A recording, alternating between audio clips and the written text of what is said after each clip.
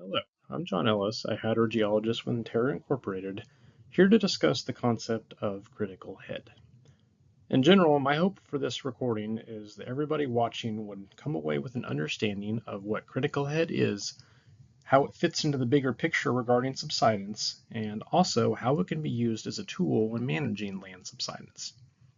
So the first part of this presentation will walk through what critical head is.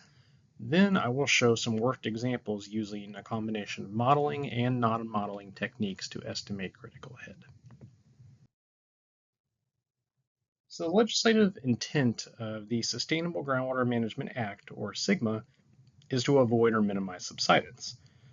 So given the intent is to avoid or minimize subsidence, one of the tools that can help accomplish this is the estimation of critical head in the aquifer system. So I want to talk a few minutes about the background on critical head, but in order to do that, I need to talk about the larger role of subsidence and how this plays into critical head. So here I will discuss the basic subsidence mechanics. So subsidence is based on the principle of effective stress. In an aquifer system, the stress from the overlying rock and water, the overburden, is balanced by the pore fluid pressure, which is the hydrostatic stress, and the intragranular stress, which is the effective stress. On the right side of the screen, you can see the diagram illustrating the overburden, which is the arrow pointing downward on the first column, balanced by the effective stress and the hydrostatic stress, which are the arrows pointing upward. As the pore fluid pressure decreases, which is expressed here in this presentation as a groundwater level, the overburden stress increasingly transfers to the skeleton of the aquifer system, which leads to an increase in the effective stress. That increase in effective stress compresses the aquifer system skeleton, which results in subsidence. In the aquifer system, the subsidence occurs primarily in the clay beds because the clays are more compressible than the sand sediment and they drain more slowly when depressured. So in practical terms, what is happening here is that there is a pore fluid pressure gradient that forms between the clay beds and the surrounding sands in the aquifer. This gradient happens because once groundwater level declines begin, they happen much more quickly in the sands and much more slowly in the clay beds. So the pressure in the clays is higher than in the sands. Once this pore fluid pressure gradient begins to occur from the groundwater level declines themselves from pumping, water will begin to drain slowly from the clay beds and into the surrounding sands due to the pressure difference. As the water drains from the clay beds, the clay pore fluid pressure decreases, which increases the effective stress since the overburden stress remains the same. This results in the compaction of the clays, manifested as subsidence at land surface. So with that said, when groundwater levels recover, the effective stress is reduced, which results in an expansion of the aquifer system skeleton and may result in a rebound of the land surface. An important point here is that subsidence continues until equilibrium is reestablished between the clay beds and the surrounding aquifer sand sediment. In natural undisturbed conditions, the pore fluid pressure, which is again here the groundwater level, is approximately in equilibrium. And that equilibrium has to be restored in order to stop subsidence. So the fastest way to restore equilibrium between the clay beds and the aquifer sediment is to have a rapid and prolonged rise in the aquifer groundwater level. As a final note, the time to equilibrate isn't the same in all areas of the aquifer. Thinner clay beds equilibrate faster than thicker clay beds, again because the time it takes for the pressure gradient to travel through a thick clay versus a thinner clay unit. So now we'll get into the mechanics of critical head. When it comes to subsidence, it's important to realize that the clays in an aquifer system have ingrained in them the memory of the past maximum effective stress, effectively the lowest groundwater level experienced in the system. This is the pre-consolidation stress, which is usually expressed as a pre-consolidation head in terms of a groundwater level. So pre-consolidation head is generally used to define the initial maximum stress in the clay beds. When groundwater levels decline, this causes a decrease in the pressure in the clay beds, which increases the effective stress in these units and causes subsidence, as I mentioned earlier. Once these groundwater level declines exceed the preconsolidation head level, the preconsolidation head changes to a new lower value. That value is called the critical head. It's essentially the updated preconsolidation head once the preconsolidation head has been exceeded. On the right side of the slide, you can see an example of these dynamics. The figure shows the aquifer water level in blue, the critical head in the dashed red line, and the subsidence in the solid red line. You see that the groundwater level in the aquifer starts out higher and begins to decrease with time. It then exceeds the critical head and subsidence results. Because of the critical head exceedance, the critical head level decreases somewhat. Then the aquifer groundwater level recovers substantially, and you see a small amount of rebound in the land surface. This means that some of the subsidence that was experienced was elastic or reversible, but not all of it. Some of the compaction was permanent. And again, this is because the critical head level was exceeded. The extent and duration of the groundwater level decline below the critical head, along with the properties of the clays, determines the amount of inelastic or permanent subsidence that occurs.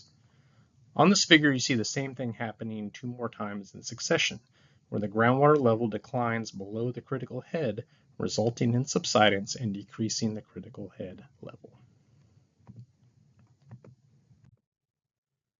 I want to point out, and I think you may have heard it before, but when dealing with subsidence, the lowest historical groundwater level is not the same as the critical head.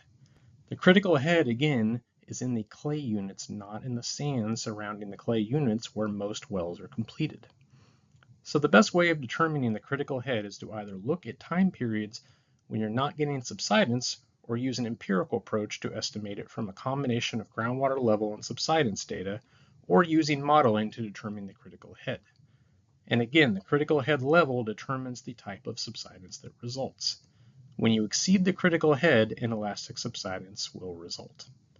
And as before, raising groundwater levels quickly and for a long, prolonged period, particularly in basins that are experiencing ongoing subsidence, is the best way of decreasing the subsidence rate. So in talking about the critical head, it's also necessary to talk about the concept of residual subsidence. Residual subsidence is the continuation of subsidence after aquifer groundwater level declines have stopped because the water levels in the clay beds in the aquifer have not yet equilibrated. Subsidence will continue until that equilibration occurs, and in some areas where the critical head has been substantially exceeded for an extended period, residual subsidence can continue for many years. The figure on the right of the screen illustrates this point. The groundwater level decline below the critical head on the left side of the figure then recovers a bit, but the subsidence continues to occur for an extended period after the water level recovery. A few final points on residual subsidence. The best way to recover subsidence, to essentially to stop and manage subsidence and to get a recovery in some cases of groundwater levels, is to speed up the equilibration between the clay beds and the sands. The opposite approach would be if the groundwater level decline and it doesn't recover at all. So you have two opposite approaches here, one where the groundwater level recovers, and the second where the groundwater level stays at that depressed lower level. So in the latter situation, over a long enough period, the water level in the clay will decline down to the groundwater level in the aquifer. But this approach will result in the largest amount of subsidence, particularly if the aquifer water level declines have been rapid and prolonged. So you see this dynamic on the right side of the figure on this slide. You see a large amount of subsidence due to the rapid decline in groundwater levels, but the subsidence continues at a substantial rate for a long period after the groundwater level stops declining and stays constant. And to note, when the groundwater level decline has been substantial and prolonged, a groundwater level recovery above the critical head may be necessary to speed up the subsidence, to speed up the rate of equilibration between the clays and the sands and to slow that subsidence rate. So in terms of managing subsidence, Traditionally, what has been done is to use subsidence and groundwater level monitoring data to look at changes in subsidence rates. However, this approach is backwards looking and enacts subsidence management actions after the subsidence has already occurred. So using a critical head approach, you can define the groundwater conditions, specifically the groundwater level at which inelastic subsidence occurs. The estimated critical head provides a numerical quantitative target for managing groundwater levels in the aquifer system. You can use the knowledge of the critical head to set sustainable management criteria. The critical head analysis allows you to connect water levels to inelastic subsidence in a robust way. It's really the linkage between the two. And by setting sub-basin minimum thresholds at or above the critical head, this provides the best chance of being protective of critical infrastructure. With that said, the traditional approach is suitable in certain conditions, such as areas without evidence of large rates of subsidence, or in areas not susceptible to large subsidence rates. These are areas where the conceptual model does not suggest the depositional environment includes thick layers of fine sediment that can undergo compaction, for example. So the critical head approach is necessary to identify when pumping would cause inelastic subsidence based on declines in aquifer groundwater levels. So in terms of estimating the critical head, there are non-modeling and modeling methods of doing this.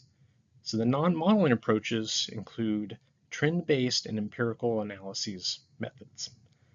So looking at a trend-based method, this is the simplest analysis and uses general trends in groundwater levels and subsidence data to identify groundwater levels during periods of minimal to no subsidence. Subsidence is largely correlated with changes in groundwater levels. Therefore, the absence of subsidence during a sustained period of time indicates that groundwater levels are likely at or above the critical head, assuming the period when subsidence is minimal is fairly long. And you can see this method in a hypothetical figure on the right side of the screen. The black line is the subsidence and the blue line is the groundwater level. As shown on the figure, subsidence occurs during a period of groundwater level decline, but is minimized as groundwater levels recover during the subsequent period shown in gray. During the period where subsidence is minimal, groundwater levels generally increase or are stable. Selection of groundwater levels during this period, provided this period is more recent, may be reasonable for estimating critical heads and establishing subsidence SMCs that would likely be preventative of future inelastic subsidence. Now note that due to the approximate nature of this kind of analysis, groundwater levels and subsidence should be continued to be monitored and critical heads reevaluated as more data is collected. And it's most appropriate to use in areas where there has been both declines and recoveries in groundwater levels, and the subsidence has not been particularly large and there is not a substantial residual subsidence component. The second non-modeling critical head approach is to use an empirical analysis. This method uses an empirical relationship between groundwater levels and subsidence data to estimate critical head values. Estimates of critical head can be made using time series of displacement and groundwater level records. This empirical method identifies time periods where displacement is elastic, or again recoverable, and identifies the groundwater level during these periods. And there's two parts to this analysis. The first part is identifying time periods with sufficient rebound. An indicator of groundwater levels recovering above the critical head is generally the occurrence of land surface rebound, which demonstrates elastic subsidence. To determine the periods of rebound, the maximum subsidence for each time period needs to be established. This maximum subsidence is shown in the red line on part A of the figure on the screen. Then, the time periods associated with land surface rebound should be identified, shown as shaded gray areas on part B of this figure. The shaded areas on part B do not fully encompass the periods of land surface rebound due to the use of an uncertainty threshold, which is the purple line. Then the second piece of this analysis is identifying groundwater levels during rebound periods. So using the identified time periods of rebound, all groundwater levels during those periods are analyzed, and that is shown in part C on the screen. Ideally, groundwater level measurement should be relatively frequently. taken, so think monthly or better, to ensure that there are sufficient observations during the time of rebound. For each period of rebound, the lowest groundwater level, observed or interpolated, is recorded. A time series of the lowest groundwater level during periods of rebound can then be constructed, which is used as an estimation of the critical head, which is shown in Part D of this figure. The empirical analysis approach requires additional time and data to develop and interpret than the trend-based analysis. However, it provides a more quantitative estimate of critical head. And additionally, if a structured workflow is developed for the empirical analysis, it can be quickly implemented in multiple locations. So in order to estimate the critical head, you need to have a combination of subsidence and water level data. So this slide shows you the 2015 to 2024 water levels and subsidence in the Merced Subbasin at a site along Highway 99 that is circled for reference on the right side of the screen on the map. This data was obtained from the Sigma Data Viewer and the Water Data Library. The subsidence is shown in red on the left side of the screen, with the amount of subsidence on the secondary y-axis. And the water level altitude is in blue, with the altitude on the primary y-axis. You can see about 1.2 feet of subsidence over the 2015 to 2024 period, and the changes in groundwater levels in the upper and lower parts of the aquifer unit. Now, one of the questions when looking at subsidence in a subbasin is asking, how does the current subsidence compare to subsidence from earlier time periods? If you look at the site, again, there's about 1.2 feet of subsidence over a 10-year period, but how does that compare to previous periods? When you construct a long-term subsidence record using a combination of leveling and INSAR data, here you see the subsidence from 1901 through 2024 and water levels since about 1960. The current subsidence rate is in fact the greatest rate that subbasin has experienced at any point in time at this location. There's a total of about 2.5 feet of subsidence, but it's focused mostly on the more recent period. You can see a strong correlation between the subsidence rate and changes in the aquifer groundwater levels. So the longer record provides context for the current rates, and it helps when estimating the critical head in both modeling and non-modeling approaches. So I'll pan around the Central Valley at some other sites just to show a comparison of subsidence. So here I'm showing a site in the west side subbasin along the California Aqueduct. There's a bit of subsidence from 2015 to 2025, as much as 0.6 of a foot, although some of it was elastic, and it's currently showing about 0.4 of a foot of subsidence in 2025. So if you look at the big picture again and you plot long-term subsidence, you see something a bit different. There's been approximately 29 feet of subsidence at this site, but the vast majority of it occurred prior to about 1970. I'll note that this site is a mile away from the famous Joe Poland telephone pole photo in the top right corner of the slide. Historically, this area had the maximum subsidence rate in the state until the California Aqueduct began operations in the late 1960s, which resulted in a dramatic increase in groundwater levels and a substantial decrease in the subsidence rate. And you can see why there's a lot of subsidence early on based on these large groundwater level declines, and then a very large water level recovery with the advent of the surface water deliveries. Then starting around mid-2000s, water levels started to decline again in various years, particularly 2007 to 2010, 2012 to 2016, during cycles of drought, as well as 3 dry years in 2018, 2020, and 2021, where surface water deliveries were much lower than average. So you can see why you're starting to get some subsidence in the recent period, although knowing an estimation of what critical head is at this site would help this analysis, and I'll get to that shortly. I'm going to show one more site, this time in the Tule Subbasin in the southern Central Valley. There's been a lot of subsidence at this site between 2015 and 2025, right at about 5 feet, so an average of about 0.5 feet per year. One of the areas of maximum subsidence during the recent periods across the Central Valley is here in the Tule Subbasin. So again, if you look at the bigger picture and you plot the long-term subsidence, You see that this site has experienced a lot of subsidence across a long period of time, although the 2015 to 2021 subsidence rate of 0.6 of a foot per year is still greater than any historical period. So a lot of historical subsidence at this site, but also a lot of recent subsidence, although the rate has declined during the last few years. So I provide these comparisons for context when looking at subsidence and water level data from the recent period. Having this context helps with subsidence management, and understanding the subsidence and water level trends helps with estimating the critical head, whether using a modeling or a non-modeling approach. So here I'm going to talk briefly about estimating the critical head through a modeling approach. Here we're using the ModFlow code coupled with a skeletal storage compaction and subsidence package, which is also known as the CSUB package. So when using the CSUB package to model subsidence, you have to specify the number of layers and the compaction properties in each layer. This slide on the right shows a hypothetical example of a one-dimensional site to be modeled. There's 3 aquifer units in this example: the upper aquifer, the lower aquifer, and the Pliocene unit. You see that on the slide to the right in the text.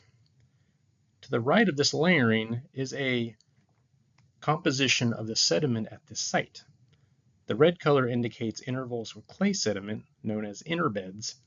The tan color represents the sand intervals, and the yellow indicates a mix of sand and clay.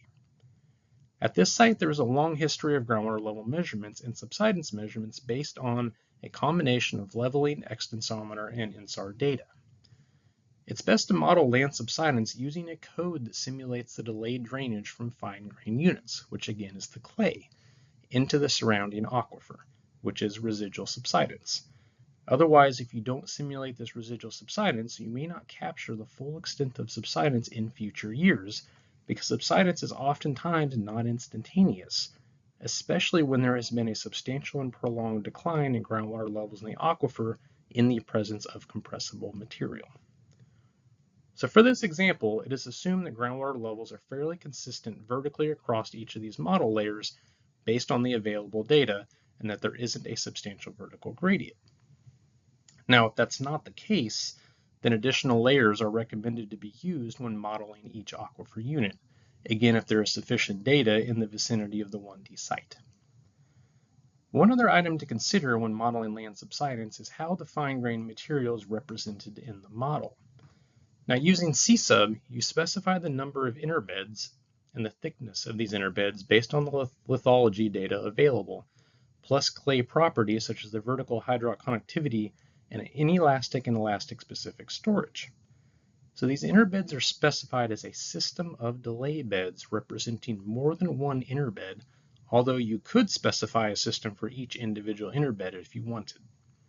So it's best to try varying combinations of this setup, starting perhaps with an easier approach using a single system of delay interbeds to represent a combination of thick and thin clay beds, then increase the complexity if needed by using more systems of these interbeds.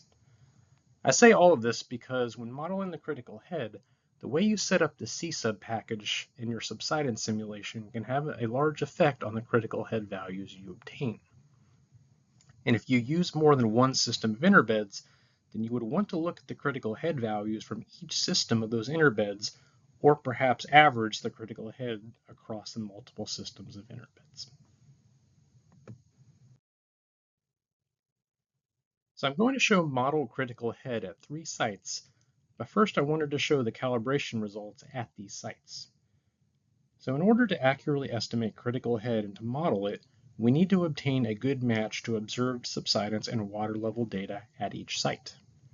In particular, the years where you see land surface rebound are important to focus the calibration on to ensure an optimal critical head estimation using these models.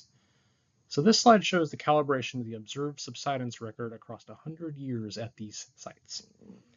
So in the top right of the screen is the calibration to the site in the southern part of the Tule subbasin. The bottom right figure is the calibration at the west side subbasin that I showed earlier in the presentation. And the bottom left figure is the calibration at the middle Tule subbasin site that was also shown earlier in this presentation. So all this is to show that the calibration results will look good when you look at the observed versus the simulated data, which sets us up to talk about the simulated results, one of which is critical head. So here we're finally getting to the modeled critical head results. On the screen is the site in the southern part of the Tule subbasin. To orient you to what you see on this slide, the top pane on the right side of the screen, on that figure, it shows the observed water levels in blue and the subsidence in red. And these are the observed values at this site based on the long-term data analysis. On the top pane, you'll see two dashed lines. The one that looks like it tracks the subsidence is the modeled critical head. The bottom lighter blue dashed line on the top pane is the lowest historical groundwater level. The bottom pane of this figure shows you the difference between the critical head and the observed water level in the lower aquifer, although here that is technically the simulated water level. So if the observed water level is in green, it's above the critical head, and if it's in red, it is below the critical head. I'll note that I'm showing only the lower aquifer in this figure because the vast majority of subsidence in this location is from the lower aquifer based on nearby extensometer data. You'll see that early on there was a very large decline in the groundwater level, which is reflected in the red shading at the bottom. You'll recall that I mentioned how the critical head changes through time in response to groundwater level declines. You see that here at this site. Those rapid and sustained groundwater level declines in the aquifer rapidly depressurized the clays and resulted in the rapid declines in the critical head. Then, once the Bryant Current Canal began water deliveries in 1951 and surface water supplies became available, the groundwater level rapidly recovered and for a prolonged period. So the rapid rise in groundwater levels quickly produced a lot of cushion above the critical head for many years due to, first, the rapid and sustained water level recovery in the aquifer, and second, because of how much the critical head had declined up to that point in time. So from about 1954 to about the mid-1990s, there was very little subsidence, and then even after, not much until about the mid-2000s, when water levels started to decline again after approaching or exceeding the critical head once more. This kind of critical head analysis can really help when you're telling the story of why you're getting subsidence in a particular location. So here's the critical head estimation for the middle Tule subbasin site. Again, I'll note that I'm showing only the lower aquifer in this figure because the vast majority of subsidence in this location is from the lower aquifer based on nearby extensometer data. So this site has had a lot of historical subsidence, particularly between 1940 and 1970, and then again between 2004 and present day. So you can see the critical head exceedances during those two periods on the figure in red. There's also been a lot of subsidence, though, even during the period between 1970 and 2004, when the lower aquifer water level was above the critical head. And this shows the continued residual subsidence that occurred during this period from the previous period of 1940 to 1970. There is a recovery of groundwater levels, but it's much less rapid and to a much lesser degree than the southern Tule site that I just showed you, which is why there's been a lot of residual subsidence at this site. And in present day, a large exceedance of the critical head since about 2010 has occurred. So here's the critical head estimation for the third site, which is the west side subbasin site. So here I'll show both the lower aquifer critical head estimate on this slide and the upper aquifer on the next slide, since both aquifers contribute to subsidence at this location. So for the lower aquifer, the critical head story here is similar to the southern Tule subbasin site. Early in time, there was a very rapid decrease in the lower aquifer groundwater level that resulted in about 1 foot of subsidence per year from the late 1940s to the late 1960s. Then, imported water from the California aqueduct resulted in a very rapid increase in lower aquifer groundwater levels that provided a cushion above the critical head for many years due to, again, number one, the rapid and sustained water level recovery in the aquifer, and number two, because of how much the critical head had declined up to that point. Then more recently, during periods of drought and limited surface water deliveries, the lower aquifer groundwater level decreased rapidly, causing some elastic subsidence and possibly some inelastic subsidence. I'll note here that the lower aquifer at this site is very thick, so the assumption that the water levels across the entire lower aquifer, that they're similar, it may not entirely hold, since this was modeled as a single layer, but I do think the critical head estimate is fairly accurate. So the story for the critical head in the upper aquifer is similar to the lower aquifer. Early time, it had some decreases, although much less than the lower aquifer, and more recently, it's had very rapid changes in the groundwater level, sometimes below the critical head. So the results are, in some cases, in the later periods, somewhat similar to the lower aquifer. So taken together, these critical head estimates do help explain the story of subsidence at each of these sites. And these simulations can also help with future subsidence estimates, given that any number of scenarios can be run on these models to project subsidence in relation to the critical head. So to summarize the critical head estimation methodologies, if a subbasin or area is experiencing a small amount of subsidence, the trend-based critical head analysis is probably appropriate. If an area has a larger amount of subsidence, the empirical critical head analysis is probably more appropriate. And finally, for an area with a large amount of subsidence, the modeling method is probably the best method in order to use to get estimates of the critical head. So to recap, my hope with this presentation is for everyone watching this recording to understand what critical head is and how it fits into the bigger picture regarding subsidence, and how it can be used as a tool in managing land subsidence. Thank you for your time, and I'm happy to answer questions at the email address on the bottom of the slide.